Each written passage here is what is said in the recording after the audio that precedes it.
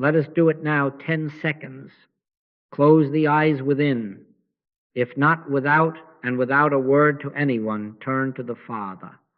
Father, this is thy day. This is thy life. I can of mine own self do nothing. Be still and know that I am God. We are not trying to make something happen. We are acknowledging what is already true, that the Father within me, he doeth the works. 10 seconds. A breath, a yielding. And when the breath is out and the eyes return to the room, what has changed? Perhaps nothing in the furniture. But if the pause was actual, if the yielding was not a phrase but a letting go, something subtle has shifted in you. A little less compulsion, a little more room around the thought. Thou wilt keep him in perfect peace whose mind is stayed on thee. Not whose mind is stayed on religion or stayed on yesterday's inspiration, but stayed on thee now.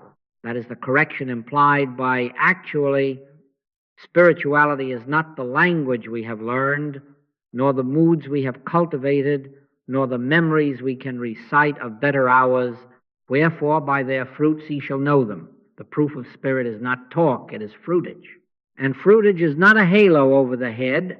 It is the condition of the heart as you answer the telephone.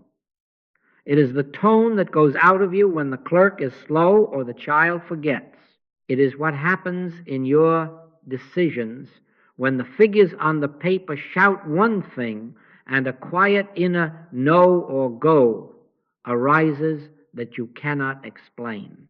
It is peace that appears without a perfect schedule, mercy that comes to mind before the accusation, and a generosity that flows before the mind can calculate. You may say, but I believe in God. Good. The devils also believe and tremble. Belief about God is not our aim. The living God expressing as your individual selfhood is our aim. I live, yet not I, but Christ liveth in me. In 10 seconds, 10 honest seconds, you will discover whether you are proceeding on belief or on life. If, after such a pause, your stride is softer, your judgment slower, your breath deeper, your love quicker, this is fruitage. If the tongue that was loading to fire suddenly holds its peace, this is fruitage. If the worry that had you by the throat loosens and an assurance not of your making rises, this is fruitage. And if nothing seems to change, do not condemn yourself. Pause again. Begin again. Don't be afraid of mistakes. None of them are fatal. The branch learns its vine by abiding, not by congratulating itself on botany. Make this, then, your governing axiom as we walk on together. The proof of spirit is not talk, it is fruitage. Fruitage in reactions, fruitage in relationships, fruitage in decisions, fruitage in peace. If you and I will grant God 10 seconds at the head of a task, the day will carry the mark of that government, not because we have maneuvered circumstances, but because we have yielded doership. Without me ye can do nothing, said the Master, and again, herein is my Father glorified, that ye bear much fruit. So we are not going to glorify ourselves by describing God.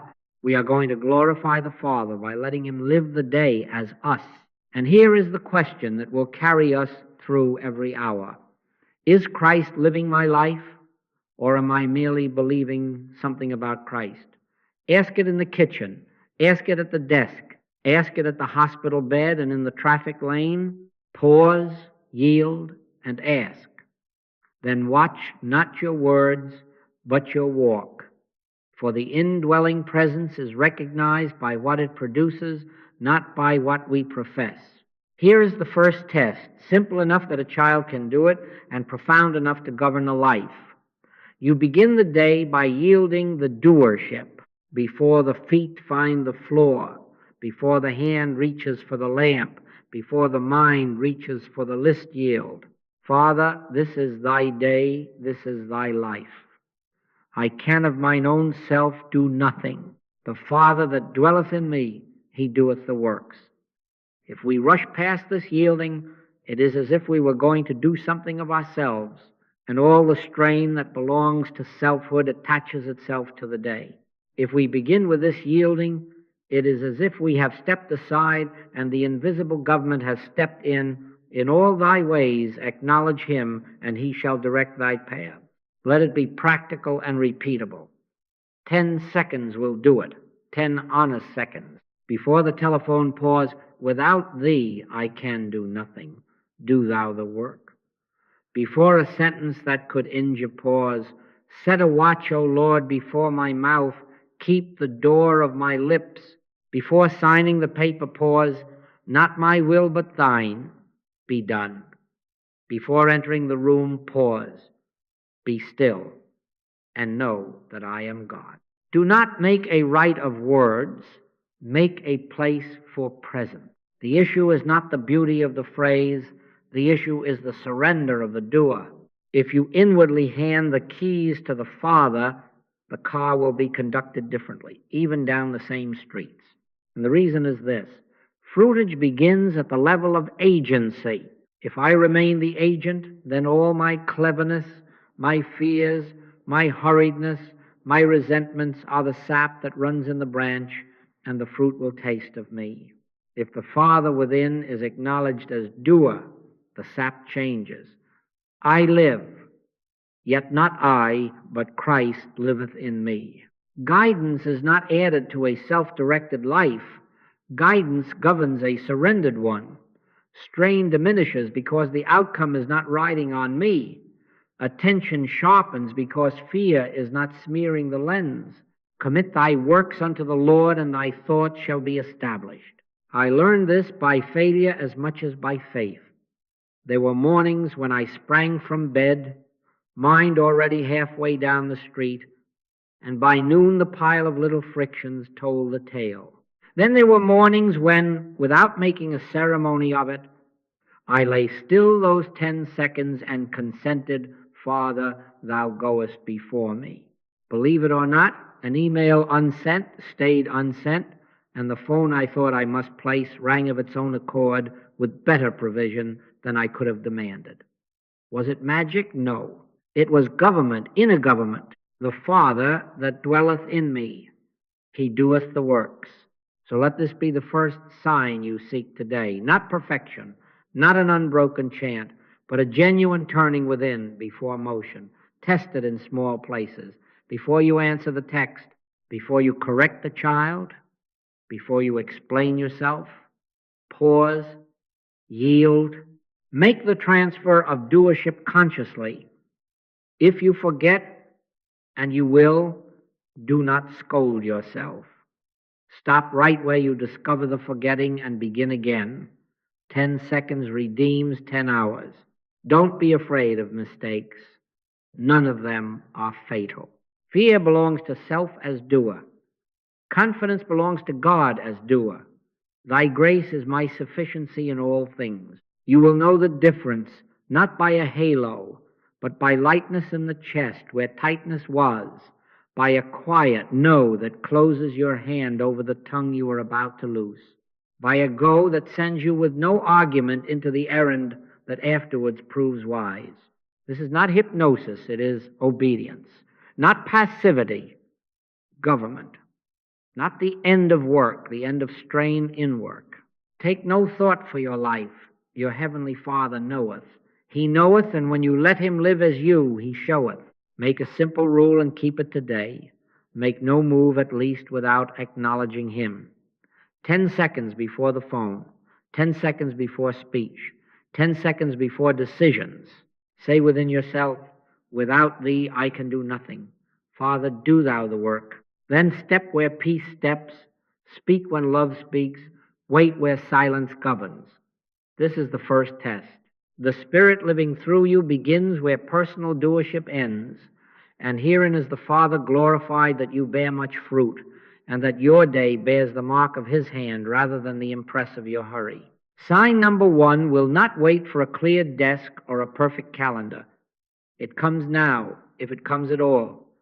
Thou wilt keep him in perfect peace, whose mind is stayed on thee, not whose day is stayed in order, not whose inbox is emptied, but whose mind is stayed fastened, settled, quietly resting on thee. This is not a sentence to recite at the wall. Vain repetition is of no value. It is a promise to be trusted here and now as living assurance. Father, thou art the peace of my life. I do not achieve peace, I abide it. You will find at once that spiritual peace is not passivity. It is not indifference to duty, nor is it a pleasant numbness. Peace is government. It is the invisible rule of the Father within setting the tone before the facts line up. Peace I leave with you, my peace I give unto you, not as the world giveth. The world's peace is an interval between battles, a moment when the figures match and the neighbors approve. The Master's peace is an inward stability while the figures argue and the neighbors misunderstand. In the world ye shall have tribulation, but be of good cheer. I have overcome the world. Notice the order, not the removal of tribulation, but the overcoming presence inside it. So test yourself gently. What happens to your inner weather when the appointment cancels? When the child's need spills across your plan? When the money tightens? When the email carries a tone that misreads you? Be honest. Do you vanish into rehearsal and counter-argument? Does the breath climb into the throat? Do you rush as if peace were at the end of the hall, if only you could get there? Or do you remember sometimes after a stumble, but remember still to turn back within and stay? Thou wilt keep him whose mind is stayed on thee. Stayed means you refuse to chase the wave outward. You rest under it in God. Make a tiny practice of it now, and whenever the tremor starts, do not wrestle anxiety. Do not lecture it. Be still. 10 seconds will do. Close the eyes of the mind if the outer cannot close. Father, thou art here. I can of mine own self do nothing. Thy grace is my sufficiency in all things. Let the words be a door, not a performance. Wait long enough to feel the first unclenching, the first deepening of breath that is not your effort but his governance returning you to center. If the wave rises again in 3 minutes, you are not failing. Be still again. Waves do not obey our clocks. They obey gravity. Let your staying be the gravity. I remember a morning when 3 calls I depended on fell through in a row. The ledger looked at me with accusation, and the schedule acted as if it had never known me. For a moment I could feel the old grasping return, the plan, the push, the phone to be forced. And then, not cleverly but honestly, I turned to the inner room. Father, thou art my peace, not my arrangements. Believe it or not, nothing outside moved for a time, but the weather in me changed. By afternoon, the right call came and the supply followed. Was it the affirmation that made the call? No. It was the presence that governed me first, and then the day consented to be governed. Commit thy works unto the Lord, and thy thoughts shall be established. Thoughts established, notice how peace begins. Great peace have they which love thy law, and nothing shall offend them. Not that nothing shall try them, but that offense does not find a handhold. Here is a sign you can verify. After you pause, the same circumstance remains, but your tongue is slower, your shoulders drop, your judgment sweeten. You are not avoiding action. You are acting from an unhurried place. This is not your virtue. This is his fruit. Herein is my Father glorified, that ye bear much fruit, peace among the first.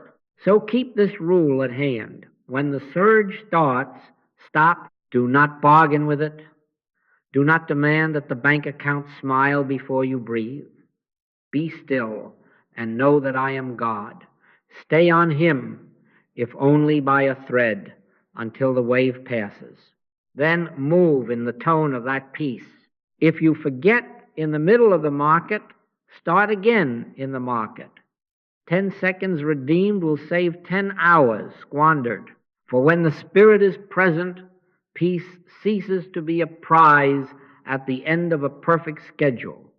It becomes the inner climate in which you schedule, speak, and spend. And the world will know not by your claim, but by your calm that another is living your day. Sign number 2 is not that you become more correct in argument, but that you become less reactive in spirit. The personal self must defend, must answer, must explain, must win. The indwelling Christ has nothing to prove. When he was reviled, he reviled not again, but committed himself to him that judgeth righteously. Do you see the secret? Reactivity reveals doership. When I am the doer, my reputation, my plan, my rightness are on the line, and the tongue becomes a sword. When the Father within is the doer, there is a quiet government that neither rushes to strike nor trembles to appease. He that is slow to anger is better than the mighty, and he that ruleth his spirit than he that taketh a city. Here is your practical diagnostic. The pause grows between stimulus and response. There opens a space that was not there before, a room in which God answers first. Wherefore, my beloved brethren, let every man be swift to hear, slow to speak, slow to wrath. Slow to speak does not mean suppressed speech, it means governed speech. And the mark of it is restraint that arrives from within like a hand on the shoulder.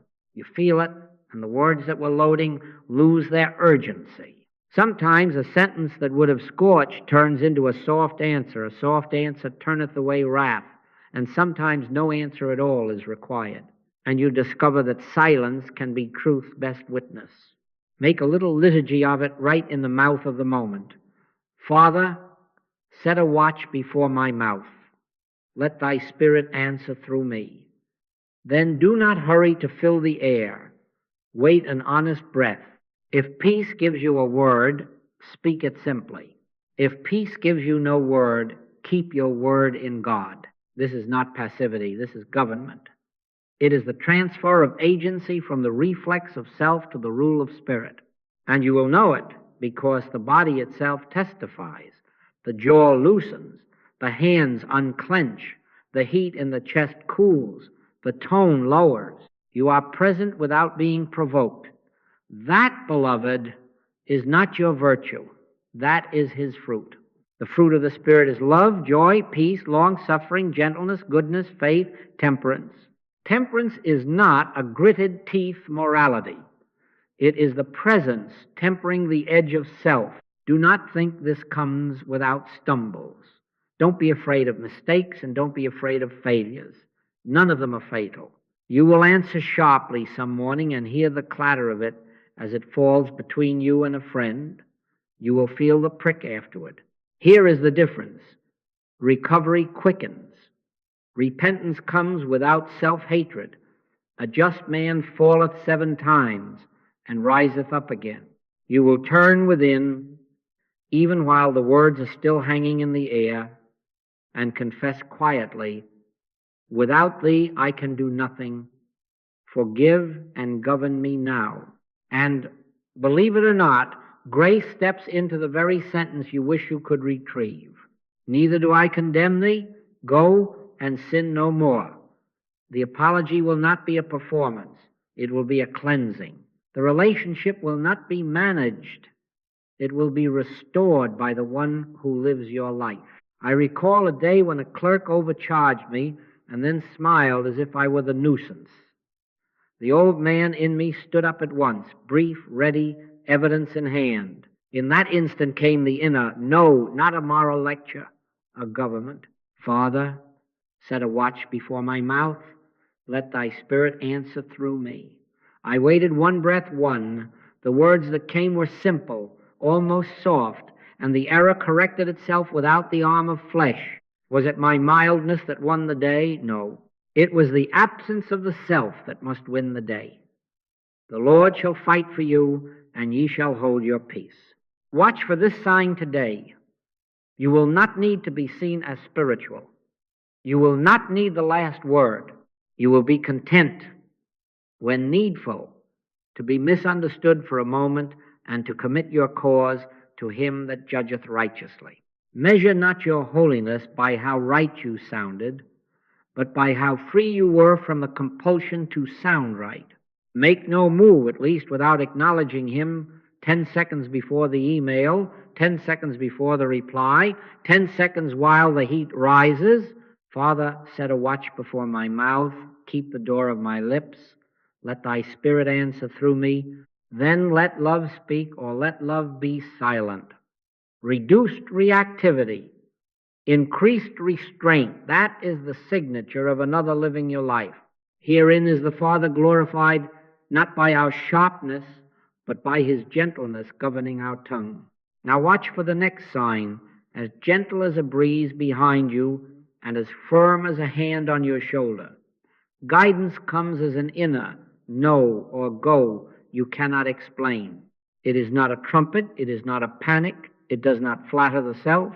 Thine ears shall hear a word behind thee saying, this is the way, walk ye in it.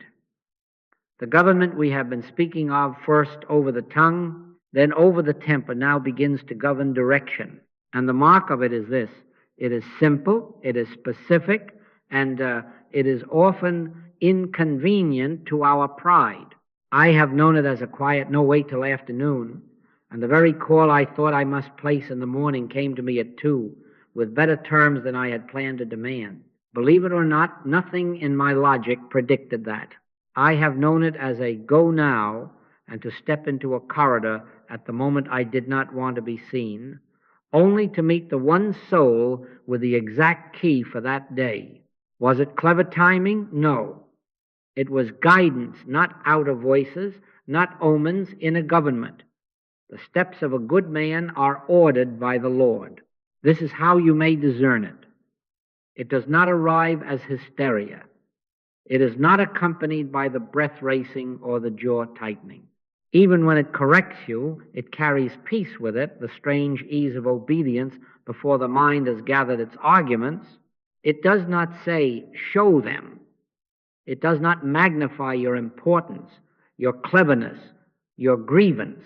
It says, wait, go, turn here. Write once and softly, do not buy today. Apologize first. Leave 5 minutes earlier. The ego will demand reasons. Guidance seldom gives them. It gives you a step. Thy word is a lamp unto my feet, not a floodlight to the horizon. Let me give you an ordinary template, because guidance loves the ordinary. A meeting appears necessary. The date is set. The travel arrangements look easy. In the quiet you hear, no, do not go on Tuesday. There is no thunder, just a settled constraint. You honor it, though it discomforts the calendar and disappoints someone's sense of efficiency. Tuesday comes, and the rails are shut, or a sickness would have met you, or equally real, the conversation that would have hardened a heart has not been spoken. Another day, a purchase is perfect price, good, offer ending tonight. Within a fine thread of stillness says, do not buy, you keep your peace. 2 days later, you learn what your excitement hid, a flaw, a better provision, or in a conversation already warmed by friction, you feel the inner go to love now. You change the tone. You ask a question instead of issuing a verdict. The air clears. You have not managed the other person. You have obeyed the government within. My sheep hear my voice, and I know them, and they follow me. Make this practice as simple as breath. Before any major move, before the signature, the purchase, the journey, the explanation, pause. 10 seconds will do. Father, is this thy will? If not, close the door within me. If it be thou, bid me come. Then wait honestly. If the door within closes, do not push the outer one. If an ease rises, step quietly. And if you cannot tell, do not dramatize it. Take the next right thing and keep the line open. Guidance is not a performance. It is a relationship. In all thy ways acknowledge him, and he shall direct thy paths. Do not fear mistakes in this. Don't be afraid of failures. None of them are fatal.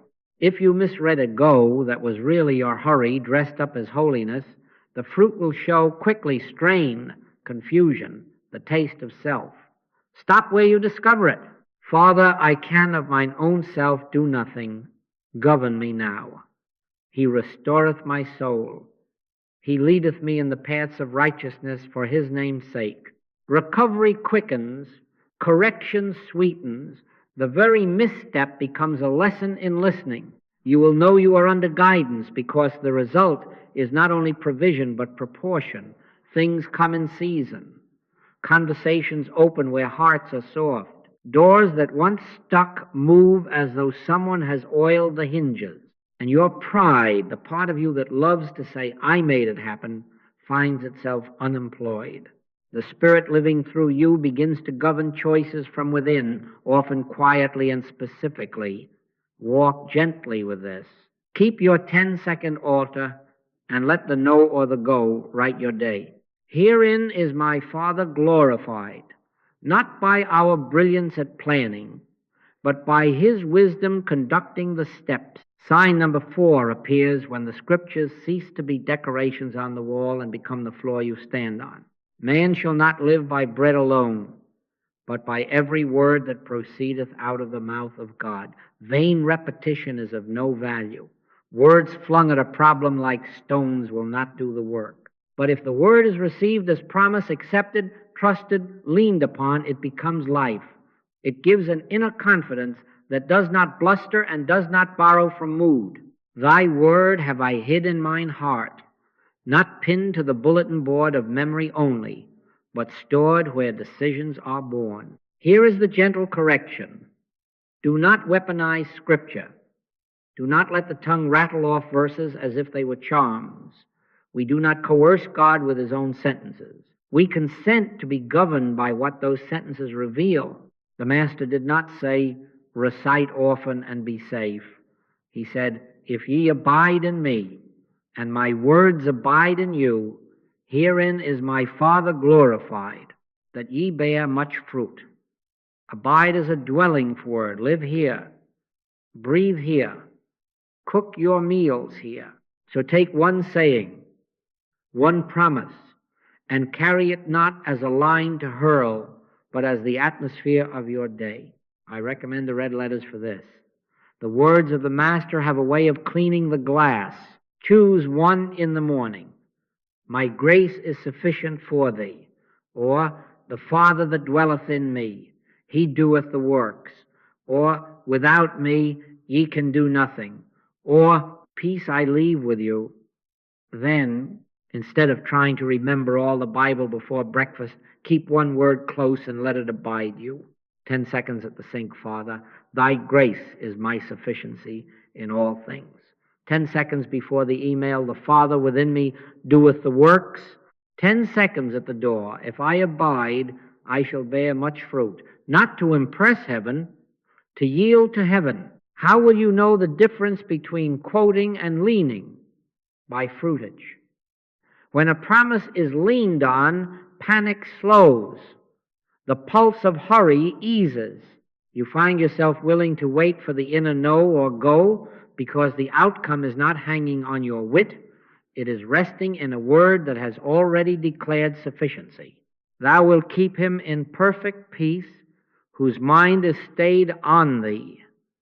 Stayed on thee means stayed on what thou hast spoken. The world's report shouts. The promise whispers. If you will stay honestly, even falteringly, the whisper outlasts the shout, and peace governs the choice. Believe it or not, there was a day when the ledger was thin and the deadlines many. The old habit reached for calculation. Instead, I turned to the red letters I had chosen at dawn. The Father that dwelleth in me, he doeth the works. I said it once, not to convince God, but to consent again to his agency.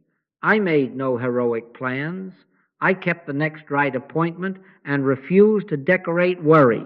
By mid-afternoon, what I could not have arranged presented itself, one call, then another, doors that had stuck now moving easily. Was it the sentence that did it? No. It was the surrender, the sentence sealed. The promise became a path. Make no right of this beyond sincerity. One promise a day is plenty. Let it be a lamp unto your feet, not a sword in your fist. Pause with it 2 or 3 times if you can, 10 seconds each. Return to it when the surge starts. If you forget, begin again without scolding. Don't be afraid of mistakes. None of them are fatal. Each return strengthens the abidance, and abidance matures the presence. And as the word ceases to be religious language and becomes lived assurance, you will find that guidance is clearer, restraint is easier, love is quicker, supply flows as you give, and forgiveness rises without being dragged. For in truth, beloved, it is not the brilliance of our memory, but the faithfulness of his promise that bears fruit. Heaven and earth shall pass away, but my word shall not pass away. Sign number 5 will surprise you by how quietly it arrives. The ego can preach with a trembling voice and still remain the doer. The tongue can be full of verses while the heart still scans the room for approval. Take heed that ye do not your alms before men to be seen of them. The subtle counterfeit is not in the words, but in the hunger behind them, the itch to be known as spiritual, to be quoted, to be seen as the one who knows how to pause, how to listen, how to abide. Beloved, the presence does not need an introduction.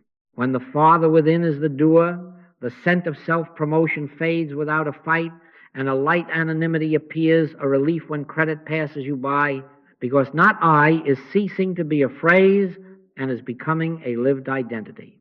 I live, yet not I, but Christ liveth in me. He must increase, but I must decrease. Here is the shift you may notice. Instead of arranging for the lights to catch you, you find yourself content to stand in the shadows if only the fruit may appear. Instead of rehearsing how to tell the story of yesterday's guidance, you feel no pressure to tell it at all unless love asks for it. You are glad when praise is misdelivered, glad when the Father's wisdom moves without your signature on the bottom of it. This is not false modesty. It is relief. It is the body relaxing because it is tiring work to be impressive. Let not the wise man glory in his wisdom, but let him that glorieth glory in this, that he understandeth and knoweth me. To glory in God is to let the applause pass straight through you to its owner. Test yourself honestly and gently. What happens when you are overlooked, when another is chosen to speak, when your name is omitted from the program, when the fruit that grew on your branch is credited to another branch? Does the heat rise and the inner brief begin, Exhibit A, Exhibit B, or does a quiet joy visit you that the vine is feeding the branches at all? Commit thy way unto the Lord, and he shall bring forth thy righteousness as the light and thy judgment as the noonday. What happens when you are corrected fairly or unfairly? Do you rush to protect an image, or do you rest in the knowing of the one who seeth in secret and need not be explained to men? The Lord looketh on the heart. Make a simple liturgy of identity in the early moments of the day. Father, be thou the glory of this day. Let me decrease. Let Christ increase. Without thee I can do nothing. Be thou the doer. Be thou the presence. Be thou the praise. If any good appears, let it find thee and return to thee. And in the minutes when men's eyes are on me, hide me in thy hand. 10 seconds will do it. Then carry this anonymity into the ordinary, before posting the testimony, before repeating the compliment you heard about yourself, before shaping the story so it shines your way. Pause. Father, is this for thy eyes or for theirs? If there is any show in me, close the door. If this will bless without elevating me, let it flow. Believe it or not, I have been introduced with titles I did not recognize and felt the old self step forward to wear them. The inner word came almost amused. Take the lower seat. I answered simply, shared little, and afterward watched fruit appear in silence, a reconciliation I did not orchestrate, a provision I did not advertise for. Another time my name was left off a list for a work I had helped begin. The first sting rose there is still an old man in us all, and then, by grace, a sweetness. Thank thee that thou art glorified without my label. The day felt lighter, as if a weight had been taken off my shoulders that no one but God had seen me carrying. Do not fear mistakes in this. The flesh loves to pose. It will drag your tongue to tell what need not be told. Don't be afraid of failures. None of them are fatal. When you catch yourself performing, stop where you are and begin again. Father, forgive, cleanse the motive, be thou all. When thou doest alms, let not thy left hand know what thy right hand doeth. And thy Father, which seeth in secret himself, shall reward thee openly. Openly does not necessarily mean publicly. It means fruitfully, peace, restraint, guidance, love appearing where applause cannot conjure it. We have no need to be seen as spiritual. We have need to be governed. It was the master who fed the multitudes, not the multitudes who fed the master. The branch is honored not by being admired, but by bearing much fruit. So let this be a measure today. Less explanation, more obedience, fewer announcements, more prayer, less concern for being right in the eyes of men, more rest in the eyes of God. Where the Spirit governs, the need for spiritual status diminishes, and you will end the day unburdened, not because you hid from work, but because you did not carry the glory that belongs to the Father. He that glorieth, let him glory in the Lord. Now watch how the same governance that quiets the tongue and steadies the heart begins to alter the very way you think of supply. The ego must get, the spirit must give.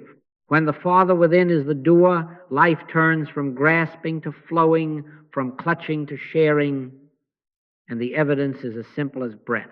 The question that unlocks it is ancient and homely. What have you in the house?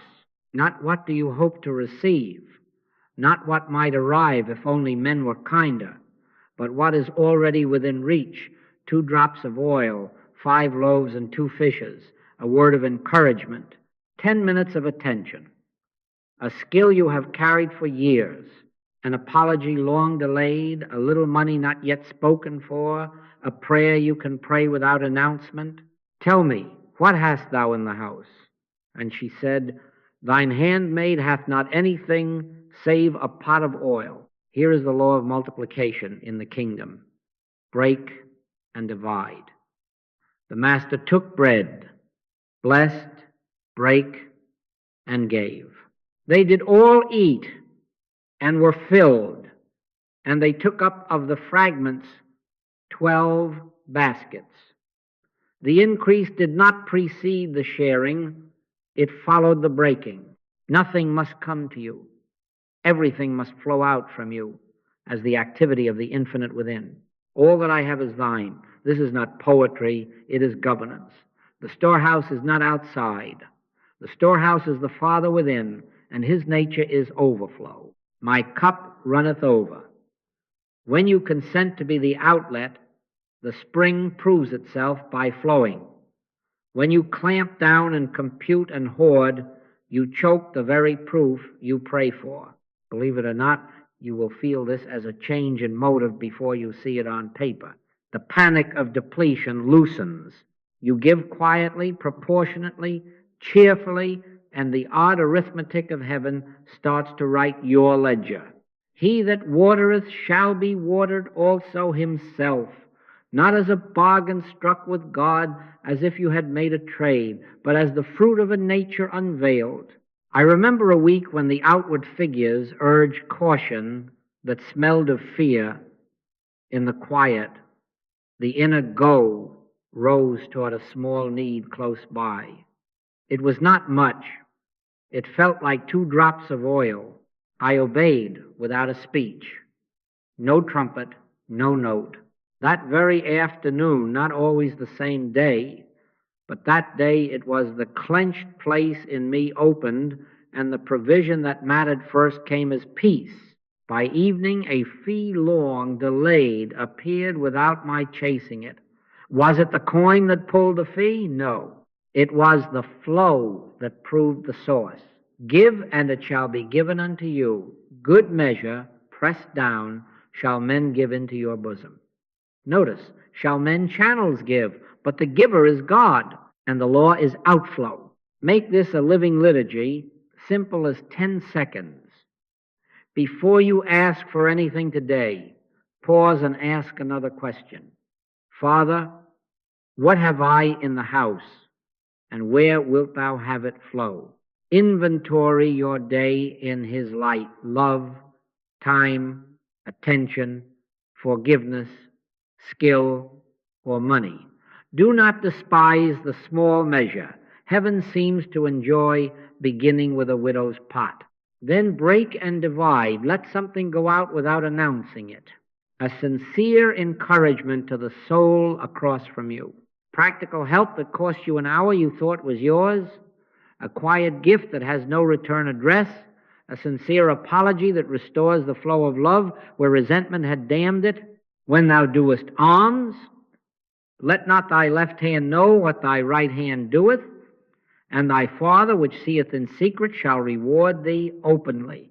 Openly means fruitfully, not necessarily publicly. Do not be afraid of mistakes, and don't be afraid of failures. None of them are fatal. If in fear you clutch today, begin again tomorrow. If in zeal you give to be seen, stop where you catch it and hide yourself in God. The point is not performance, the point is consent. My God shall supply all your need according to his riches in glory by Christ Jesus, according to his riches, not according to the day's mood. As you let love, truth, forgiveness, and even coin flow out from the inner storehouse, you will observe the coincidences of providence, timing you could not have arranged, doors that answer to no key but kindness, bread you cast upon the waters returning after many days, sufficiency that meets you not as hoarded surplus, but as daily bread. The Lord is my shepherd, I shall not want. So test this sign gently. Notice how generosity becomes natural, how the dread of being emptied gives way to the joy of being used. Notice how supply seems to follow the stream and not precede it. Keep your altar brief and honest. 10 seconds before you plan, 10 seconds before you purchase, 10 seconds before you pass by the need across your path. Father, thy grace is my sufficiency in all things. Make me an outlet, then move without theatrics. Let it flow. And you will know by the fruit that the Holy Spirit is not a speech in your mouth, but a river in your life.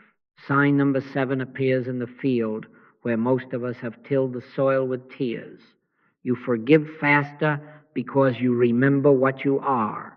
Forgiveness here is not a trick of manners, nor a policy for social peace. It is recognition. You are not a personal storehouse of wounds, adding them up until you can barter with heaven. You are the place where Christ's consciousness is to appear. Know ye not that ye are the temple of God, and that the Spirit of God dwelleth in you? If this be true, and it is, then grudges are foreign matter in a holy house. Forgiveness is not excusing harm. It is releasing inner bondage and refusing to carry another's darkness as your identity. Be kind one to another, tender-hearted, forgiving one another, even as God, for Christ's sake, hath forgiven you. The ego insists, I will not let go until justice is seen. But hear the gentle correction. Justice in the kingdom is not achieved by nursing injury. Vengeance is mine. I will repay, saith the Lord. Our part is not to minimize wrong or to erase necessary boundaries. Our part is to withdraw the self as judge and jailer so that the government of God may stand. The fruit of it is measurable, shorter resentments, quicker softening, less rehearsing of the offense at 3 a.m. The inner courtroom closes earlier, the exhibits are put away, and love's traffic begins to move again. Let not the sun go down upon your wrath. When the Spirit lives your life, the grip loosens almost before your mind is named. Why? The heat drops, and a tenderness arrives that you could not manufacture by a dozen lectures to yourself. You find you can bless where you once battled. Bless them that curse you. Do good to them that hate you, and pray for them which despitefully use you. Do not mistake this for passivity. To forgive is to place the person and the event into the Father's hands, and sometimes the first word of love is no more. Boundaries may still be guided, distances may still be holy. But the sting that made you narrate and re-narrate the wrong begins to lose its entertainment value. The story stops making you important, it starts making you tired. And in that very weariness, the inner word rises, lay it down. Cast thy burden upon the Lord, and he shall sustain thee. I remember a brother who misrepresented me in a room I could not enter to answer. The old advocate woke instantly. Briefs formed. A dozen imaginary rebuttals strutted across the stage.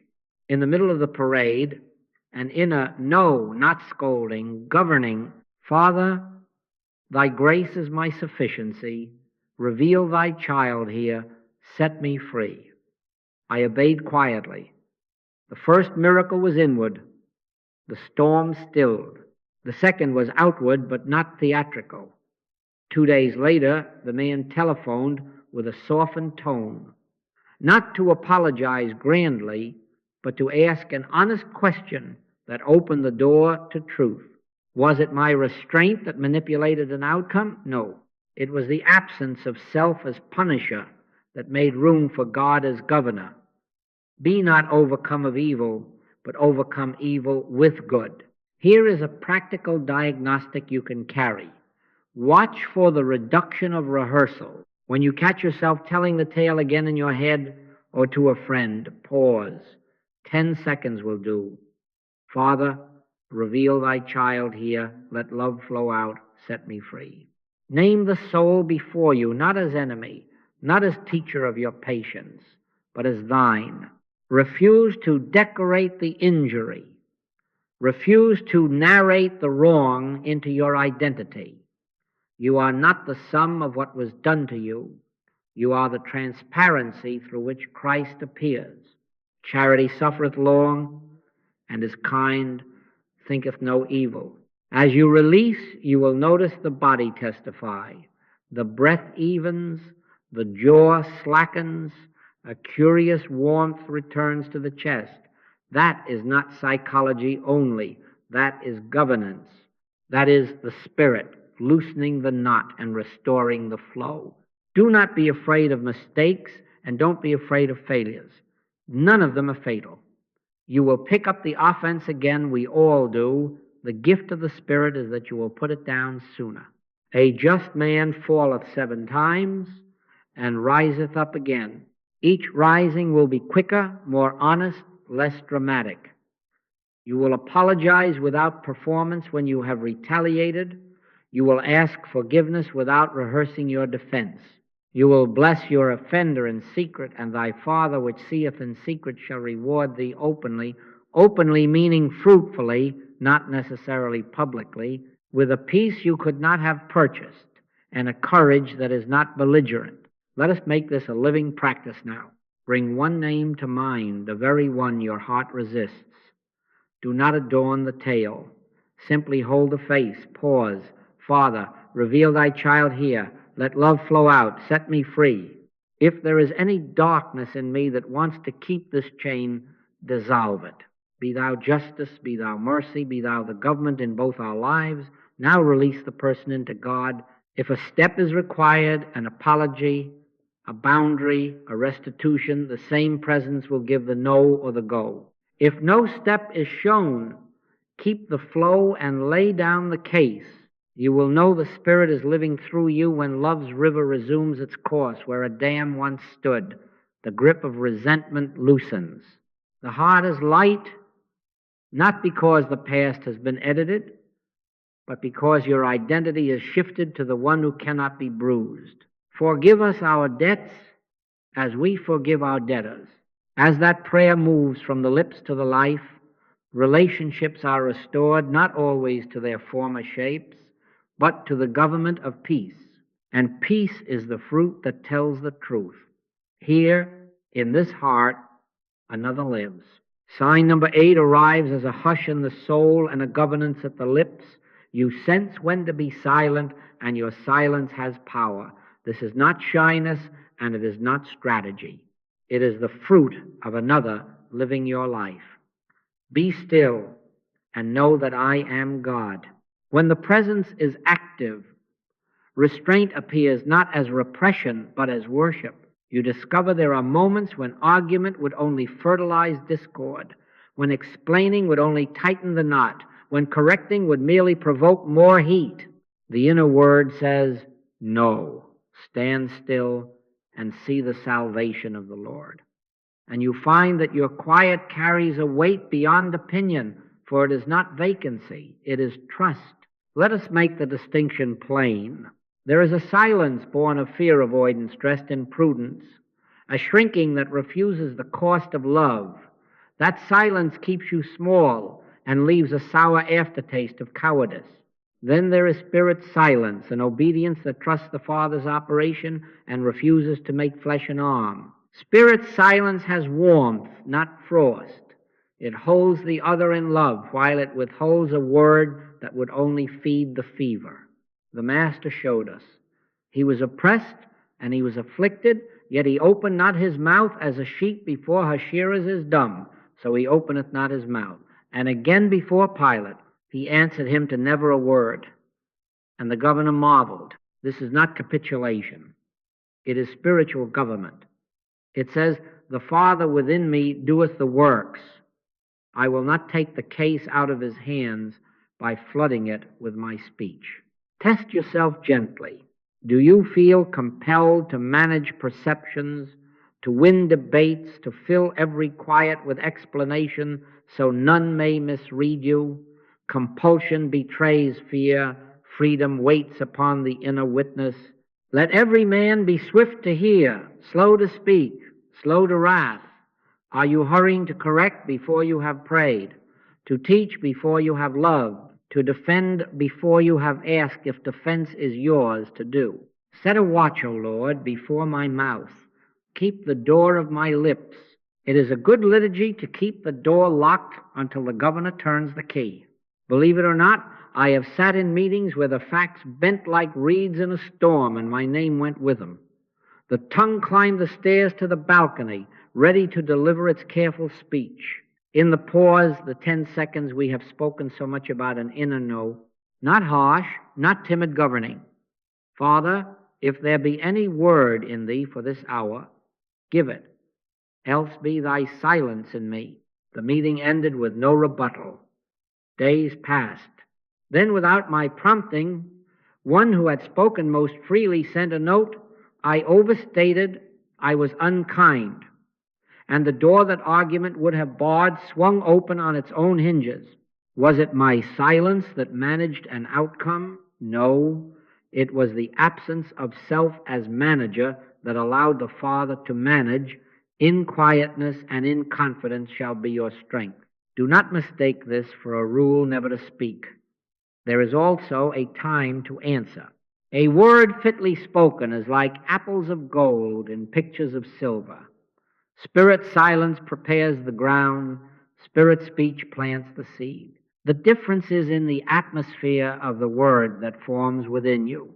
If it rises with heat to make you right, go back to silence. If it comes small, clear, and burdened with peace, give it, and give it briefly. I have learned to ask one more question before I answer. Father, does this sentence bear thy peace? If not, it is not mine to speak. Let us practice the government now in miniature. The next time a message arrives that stings, do nothing for 10 seconds. Hands off the keys, tongue to the roof of your mouth. Breathe once and lift the heart. Father, set a watch at my lips. The Father within me doeth the works. If thou wouldst speak, speak. If thou wouldst be silent, be thy silence in me. Then listen. If you feel the swell of urgency to protect an image, wait. If a simple yes, A simple no or a simple thank you appears with quiet inside it. Release only that.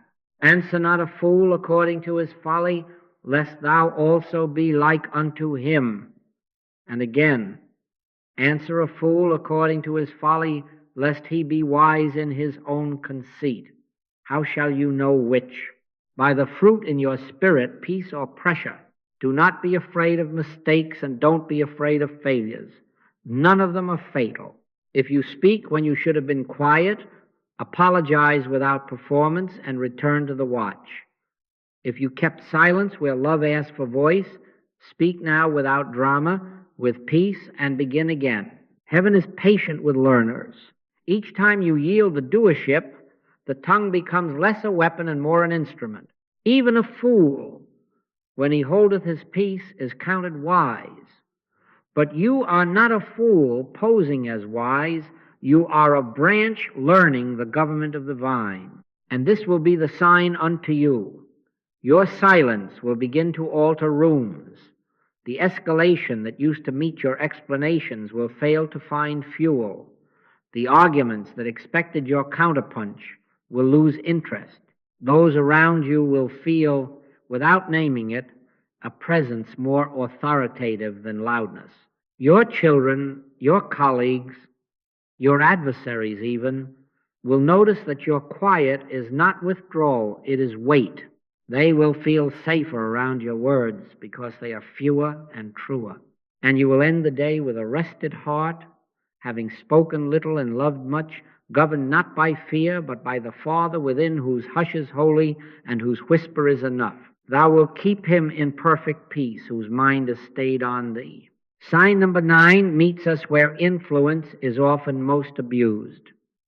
You discover that your life bears fruit in others without you trying to fix them. The Master has given us the pattern, and it is not strain, it is abiding. I am the vine, ye are the branches. He that abideth in me, and I in him, the same bringeth forth much fruit, for without me ye can do nothing. Notice, it is the vine that bears. The branch consents. We do not go about adjusting souls without cleverness. We abide, and fruit appears sometimes quietly, often without attribution. Not unto us, O Lord, not unto us, but unto thy name give glory. What does this fruit look like? People feel safe around you, not judged. They feel clarified without being cornered, strengthened without being shamed. Something in you blesses them, though you cannot diagram how. The fruit of the Spirit is love, joy, peace, long-suffering, gentleness, goodness, faith. Fruit is not a lecture delivered, it is a life outflowing. The proof is simple. Tensions ease without a debate won. Discouragement lifts without a pep talk. A hardened hour softens, though no one was conquered. Believe it or not, I have walked into a room where the air was thick, 2 co-workers tight, the story tangled, the stakes petty and yet ferocious. The old fixer in me wanted an agenda and a speech. In the pause, 10 seconds, the inner prayer rose. Father, thou art the peace of this room. Be thou the government. I am thy transparency. I asked no leading questions. I assigned no faults. We sat. We breathed. A sentence or two small, unhurried, shall we each say what we most fear losing. Tears came, not from my strategy, but from the presence that made fear unnecessary. By the end, there was no victor, yet there was victory. Was it my skill? No. It is the Spirit that quickeneth. The flesh profiteth nothing. Another time a friend called, voice flat, I'm finished. The mind reached for scriptures to fire like arrows. The pause again. Father, speak if thou wilt, else be thy comfort in this call. A question appeared, only one. Where did you last know you were loved? He told a small story from childhood. The telling mended something mid-sentence. The burden did not vanish fully that day, but a spark returned, and within a week he sounded like a man who had remembered his name. I did not fix him. The vine fed a branch, and the branch refreshed another. My doctrine shall drop as the rain, my speech shall distill as the dew. And at home, where our postures are most exposed, a family moment tightened over an old pattern. The old sermon rose on cue, so did the inner. No, silence first. Then a simple confession of my part without defense. The atmosphere changed. No one was cornered. No one was vindicated. Love resumed its flow. A soft answer turneth away wrath. We could not have manufactured that softness by a dozen arguments. Let us be clear. When fruit appears in others, never claim authorship. The branch bears because the vine lives.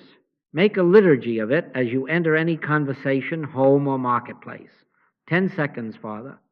This is thy hour. If there be any word, give it. If there be only presence, be thou that through me keep your hands off the levers, resist the itch to diagnose, to correct, to quote as if verses were hammers. Vain repetition is of no value. Promises are seed, and they sprout when love, not pressure, plants them. By their fruits ye shall know them. Not by their arguments, by their fruits. Here is a small rule you can prove today. Enter a room and bless it before you speak. Peace be to this house. If there be a son of peace there, your peace shall rest upon it. If not, it will return to you, but you will not have forced a harvest out of season. Do not manipulate. Abide. Watch for the signs. A colleague who begins to hope again. A child who risks a question he used to hide. A neighbor whose bitterness thaws without you naming the iceberg. Herein is my Father glorified, that ye bear much fruit, so shall ye be my disciples. Do not be afraid of mistakes, and don't be afraid of failures. None of them are fatal. If you rush in with advice and feel the life drain from the moment, stop where you are and begin again. Father, forgive. Be thou the doer. Keep me in the vine. The clearest evidence that the Spirit indwells is not the glow you feel, but the fruit others taste and give thanks for, though they may never know your name. Not by might, nor by power, but by my Spirit, saith the Lord. Abide, and let the Father within doeth the works. Then stand aside and be glad. Now let us gather these 9 lamps into one flame. The closing test is not a new sign. It is a daily rule that keeps all the others alive. Abide in a promise. Pause before you move. Trust the inner government. Let love and supply flow out. That is the way. I am the vine. Ye are the branches.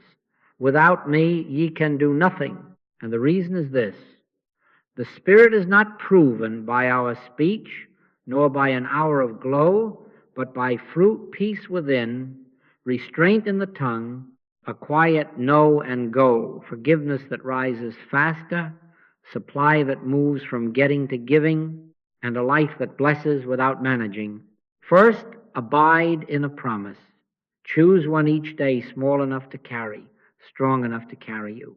Thou wilt keep him in perfect peace, whose mind is stayed on thee, or fear not, for I am with thee. Or, lo, I am with you always. Do not recite it as magic, receive it as contract. Vain repetition is of no value. Accept the word as a living assurance. Lean on it. When the mind spins, return. Thy grace is my sufficiency in all things. Let that be your route for the day.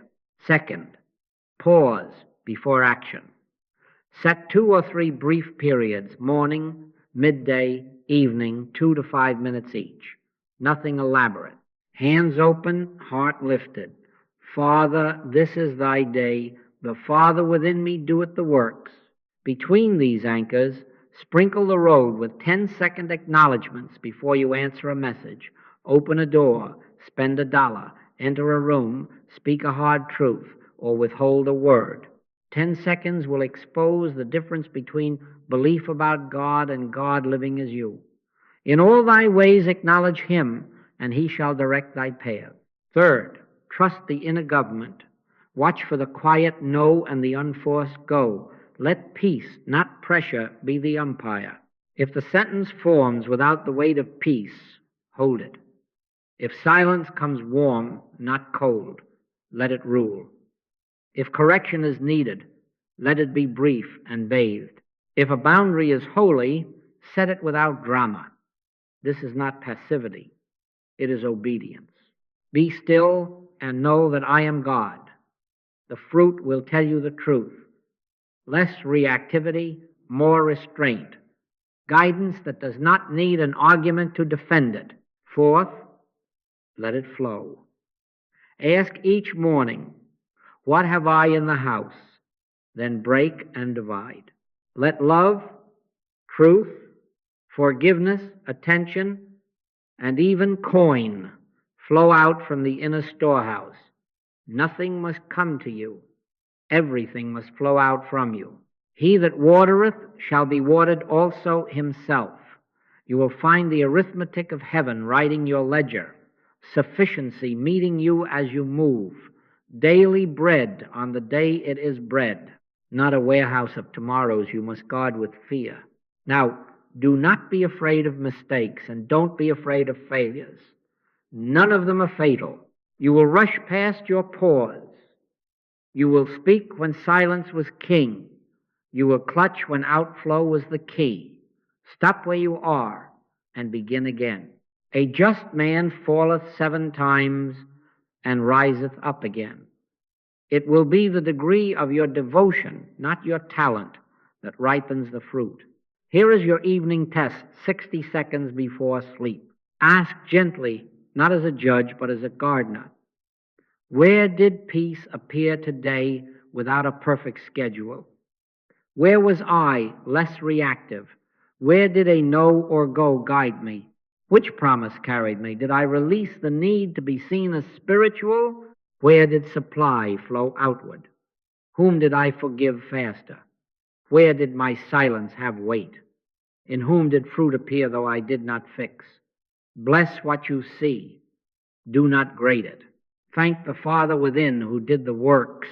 Then choose tomorrow's promise and set your pauses as we close. Here is the simple rule. You can carry on a slip of paper, or better, in the heart. Abide, pause, trust, let it flow. Whisper it before the meeting, the meal, the message, the money, the moment of hurt. Abide in a living promise. Pause 10 seconds. That place God at the helm. Trust the inner government more than outer haste. Let it flow love, truth, forgiveness, and supply from the storehouse within. You will not need me. You will have your contact with God. The Lord is my shepherd. I shall not want. And you will know by the fruit that another lives your life. Now, one last question to seal it. Which sign is strongest in you now, and which sign is the next invitation for your practice? Answer that in the secret place with God and begin there. Abide, and the branch will bear. Pause, and the path will clear. Trust and restraint will govern. Let it flow, and supply will follow the stream. Surely goodness and mercy shall follow me all the days of my life. Go in that assurance quietly glad, and let the Father within do it the works